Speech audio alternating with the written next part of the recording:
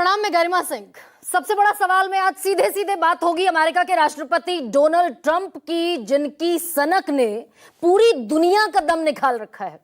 खमियाजा 105 दिन हो गए भारत सहित पूरी दुनिया भुगत रही है, एंड स्पेशली मेरा देश भारत।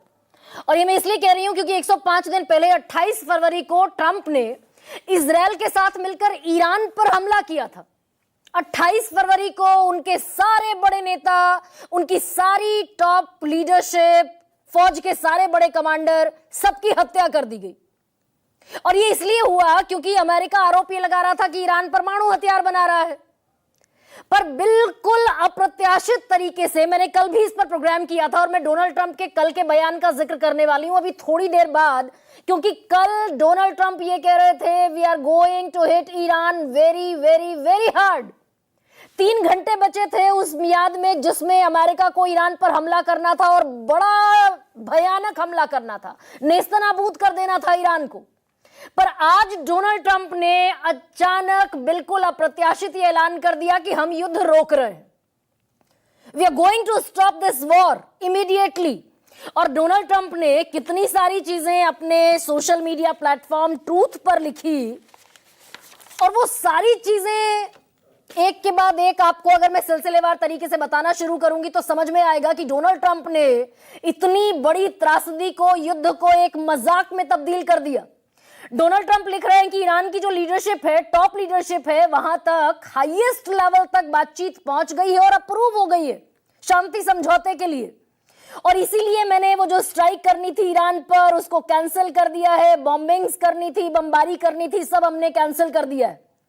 और वो ये कह रहे हैं कि डिस्कशन और फाइनल पॉइंट्स जो भी हैं, जो कॉन्सेप्ट है, जो ग्रेट डिटेल्स हैं, वो इस युद्ध में जितनी भी पार्टी इन्वॉल्व हैं, उन सब ने इसको अप्रूव कर दिया है। किन किन देशों का नाम ले रहे हैं Donald Trump? United states of America, Israel, Saudi Arabia, UAE, Qatar, Turkey, Pakistan, Bahrain, Kuwait, Jordan, Egypt और बाकी देश।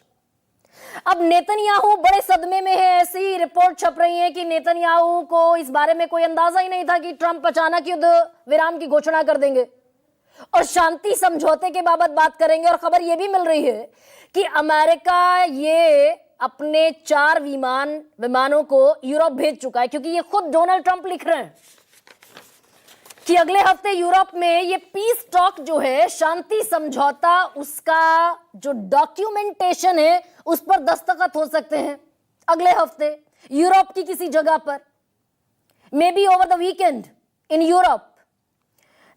और इसमें बड़ी घोषणा ट्रंप अपनी तरफ से एक तरफा सब किए चले जा रहे हैं और लिख रहे हैं the strait will officially open as soon as we sign. जैसे ही वो अगले हफ्ते यूरोप में सिग्नेचर होंगे डॉक्यूमेंट्स पर शांति समझौते के, स्ट्रेट ऑफ हॉर्मुज अपने आप खुल जाएगा और ईरान कभी भी न्यूक्लियर बॉम्ब नहीं बनाएगा। अब इस लाइन को पकड़ लीजिए। डोनाल्ड ट्रंप कह रहे हैं कि यह शांति समझौता इस शर्त पर हो रहा है कि ईरान कभी भी परमाणु हथियार नहीं बनाएगा। तो क्या डोनाल्ड ट्रंप, मैं बड़ी जिम्मेदारी से यह सवाल पूछ रही हूं, डोनाल्ड ट्रंप पूरी दुनिया समेत भारत की आंखों में भी धूल झोंक रहे हैं क्या? हमें भी मूर्ख बना रहे हैं, बेवकूफ बना रहे हैं क्या? क्योंकि 104 दिन पहले लेकर चलती हूं आपको। 104 दिन पहले 28 फरवरी जिस दिन ये युद्ध शुरू हुआ, उससे 3 दिन पहले 25 से 26 फरवरी को ओमान के मध्यस्थता में स्विट्जरलैंड में पीस टॉक चल रही थी।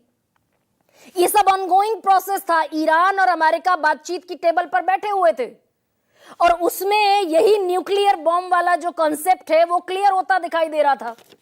मैं हूबहू आपके सामने ये पढ़ देती हूं कि उस समय ओमान के विदेश मंत्री सैयद बदर अलबुसैदी ने क्या कहा। उन्होंने एक इंटरव्यू में बाकायदा कहा, if the ultimate objective is to ensure forever that Iran cannot have a nuclear bomb, I think we have cracked that problem. The single most important achievement is the agreement that Iran will never ever have nuclear material that will create a bomb. ये सैयद बदर अलबुसैदी बिल्कुल clear कह रहे हैं कि अगर यही रोड़ा था रास्ते का तो हमने इकलौता अचीवमेंट जो हासिल किया इस पीस टॉक में वो यही कि ईरान इस पर राजी हो गया कि वो कभी न्यूक्लियर मटेरियल नहीं रखेगा जो एक किसी भी तरीके का परमाणु बॉम्ब बना सके। वो 90% से ज्यादा यूरेनियम एनरिच करना पड़ता है, तब परमाणु बॉम्ब बनता है, परमाणु हथियार बनाया जाता है। यानी भाई डोनाल्ड ट्रंप के साथ जो बातचीत चल रही थी अमेरिका की ईरान के साथ, उस पर तो ईरान राजी हो गया था। उसके बावजूद 28 फरवरी को हमला हुआ। तो दुनिया के सबसे ताकतवर देश के राष्ट्रपति हैं डोनाल्ड ट्रंप।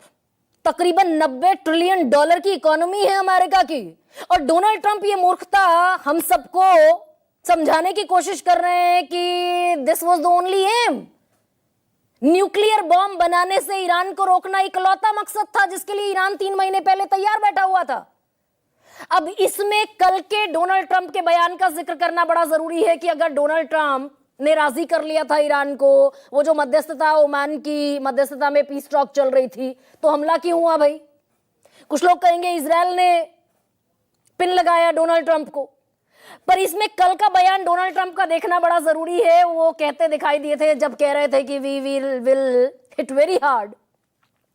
उसमें उन्होंने लिखा at some point in the not too distant future, बहुत जल्दी हम खर्ग आइलैंड पर कब्जा कर लेंगे, उनके ऑयल इंफ्रास्ट्रक्चर पर कब्जा कर लेंगे, उनके सारे गैस और ऑयल मार्केट पर हमारा टोटल कब्जा होगा। तो ये तेल की बीमारी ज्यादा बड़ी थी, ये तेल का लालच ज्यादा बड़ा था बनिस्बत न्यूक्लियर बॉम्ब के। Nuclear bomb was sorted out. और इसमें एक और बात कह रहे हैं कि जैसे हमने वेनेजुएला के साथ किया, which is working out brilliantly for both Venezuela and the United states of America, हम वही करेंगे ईरान के साथ जो हमने वेनेजुएला के साथ किया। वेनेजुएला के राष्ट्रपति को पकड़ा, उनकी पत्नी के साथ पकड़ा और एयरलिफ्ट करके कहां ले गए किसी को नहीं पता। चुनी हुई सरकार संप्रभु राष्ट्र में घुसकर गिरा दी गई बाकायदा अमेरिका की तरफ से। तो ये तेल का खेल ज्यादा बड़ा था क्या?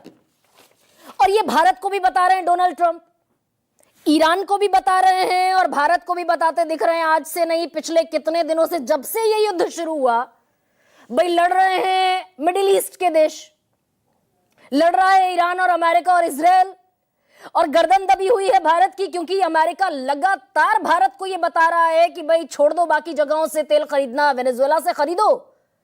और वेनेजुएला के राष्ट्रपति भारत आएंगे, ये अमेरिका भारत को बताता है। आ भी जाते हैं उनके कहने पर अगले हफ्ते। अमेरिका भारत को बताता है कि हमसे खरीद लो जितना तेल लेना है, हमारे पास बहुत तेल है। हम चीन के साथ जो गलती कर चुके हैं वो हम भारत के साथ नहीं करेंगे, ये अमेरिका हमें बताता है। और इसमें इंपॉर्टेंट चीज ये भी है कि ये जो युद्ध शुरू हुआ जिसमें अमेरिका ने कहा भाई वेनेजुएला से, और वो पूरा एक गणित है दरअसल तेल का। भाई अमेरिका ये चाहता है कि हम अमेरिका से तेल खरीदें, अमेरिका के साथ साथ हम वेनेजुएला से खरीदें। वो बताता भी दिखाई देता है कि रूस से हमें तेल नहीं खरीदना है, नहीं तो वो 10-10 लोगों की वित्त मंत्रालय भी और विदेश मंत्रालय भी और दुनिया भर के मंत्रालय के लोग भारत पर निगाह रखेंगे और फिर एक्शन लिया जाएगा अगर रूस से तेल खरीदा। वो फ्रेमवर्क जो था ट्रेड डील का, उसमें ये अमेरिका कहता हुआ दिखाई दिया था। और एक और बयान बड़ा इंपॉर्टेंट है, ये भी आपको बताना जरूरी है कि कैसे अमेरिका ने इस पूरे युद्ध के समय में हमें बताया। अमेरिका के ट्रेजरी सेक्रेटरी बेसेंट हैं, ये कहते दिखाई दिए कि हमने भारत के साथ दोस्ताना तो रखा, पर रूस से बैन किया गया तेल भारत ने हमारे कहने पर बंद किया।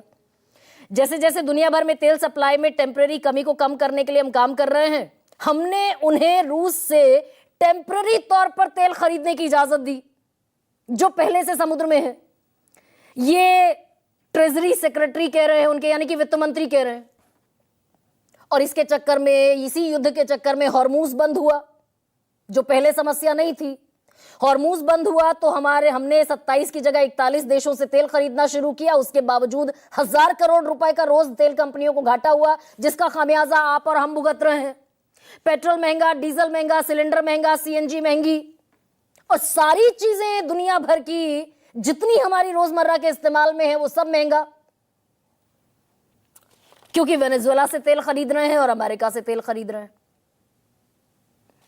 अब इसमें एक और बड़ा ग्लिच है। ट्रंप कह रहे हैं युद्ध रुक जाएगा, और ट्रंप ने क्योंकि कह दिया है तो इसलिए क्रूड ऑयल के दाम भी इंटरनेशनल मार्केट में नीचे आ गए हैं। हालांकि इन 3 महीने में हमने जो भुगता है वो ये कि $110 पर बैरल तक क्रूड ऑयल के दाम गए और उसके चलते हमने इंपोर्ट बिल पर ज्यादा डॉलर चुकाए और उसके चलते रुपया कमजोर हुआ, 97 तक हिट कर गया और उसके चलते हमारी अर्थव्यवस्था, जिसे हम बैज ऑफ ऑनर की तरह पहनते हैं, उस रुपए के डाउनफॉल के चलते, डिप्रिसिएशन के चलते हमने अपनी अर्थव्यवस्था का वो जो पेडेस्टल चौथे नंबर पर पहुंच गए थे, जापान को पीछे छोड़कर हम फिर छठे पर आकर खड़े हो गए। ये युद्ध की सारी त्रासदी इस देश को भी झेलनी पड़ रही है। और इसमें वो जिस ग्लिच की मैं बात कर रही हूं, तो भाई अब ट्रंप दरअसल कह रहे हैं युद्ध रोक रहे हैं क्योंकि गर्दन फंस गई है। उनके अपने रिपब्लिकन सांसद डेमोक्रेट के साथ जाकर खड़े हो गए कि ईरान से फौजें तुरंत वापस बुलाओ। मध्यावधि चुनाव होने हैं। अमेरिका में 3 साल की सबसे हाईएस्ट लेवल पर महंगाई है और ट्रंप को कहना पड़ रहा है आई लव इन्फ्लेशन। एब्सोल्युटली इस युद्ध के खिलाफ माहौल है अमेरिका में, तो ट्रंप को अपनी गर्दन निकालनी। और इसमें सबसे मजेदार ये है, हालांकि ये त्रासदी है युद्ध, पर फिर भी इसमें अब ईरान कह रहा है कि ना, हमारे पास प्रस्ताव है, हमारे सारे जो हमारी संस्थाएं इस पर विचार कर रही हैं, हमने कोई फैसला अभी नहीं लिया। ईरान कह रहा है हम अभी किसी भी फैसले पर युद्ध रोकने के नहीं पहुंचे। ईरान की फुटबॉल टीम जो है वो अपनी प्रैक्टिस में लगी हुई है। ईरान के लोग बाकायदा सड़कों पर निकले हुए हैं कि अमेरिका के सामने झुकना समझौता में मंजूर नहीं है। वो ये कहते दिखाई दे रहे हैं। सुनिए कुछ और बयान सुनाती। अगर भारत मजबूती के साथ खड़ा होता और जो भारत वॉर को रोकने में कामयाब हो जाता तो आज न जाने जितनी जानें गई किसी की जान नहीं जाती। न केवल जानें बच जाती बल्कि दुनिया में जो अर्थव्यवस्था लगातार खराब होती जा रही है और जिसमें भारत सबसे बड़ा देश है, उसकी अर्थव्यवस्था पे संकट पड़ रहा है। इस संकट भी नहीं होता तो भारत की जिम्मेदारी थी कि युद्ध रोकने की, और युद्ध अगर रोक लेते भारत सरकार तो भारत के प्रधानमंत्री को विश्व गुरु माना जाता। तो बच्चे भी हमारे मारे जा रहे हैं। वो 23 साल के आदित्य शर्मा का शव अभी भारत नहीं पहुंचा, जिनका मैंने जिक्र किया था कल अपने प्रोग्राम में। इसी पर चर्चा करने की कोशिश करूंगी। आपके सामने रखती हूं आज का सबसे बड़ा सवाल। ट्रंप के रोके नहीं रुकेगा वॉर, अमेरिका फंस गया इस बार। और आज का दूसरा सबसे बड़ा सवाल आपके सामने टेलीविजन स्क्रीन पर, भारत की अमेरिका को खरी खरी। आज एस जयशंकर ने फिनलैंड में बयान दिया कि हमारी जहां से ऊर्जा जरूरतें पूरी होंगी, सस्ता तेल मिलेगा, वहां से खरीदेंगे। और ये डोमिनेट कर रहा है अमेरिका हमको आज से नहीं बल्कि पिछले साल अप्रैल से टैरिफ लगा दिया, रेसिप्रोकल टैरिफ लगा दिया, फिर रूस से तेल खरीदने पर टैरिफ लगा दिया 50%। तो सवाल यह कि भारत की अमेरिका को खरी खरी सरकार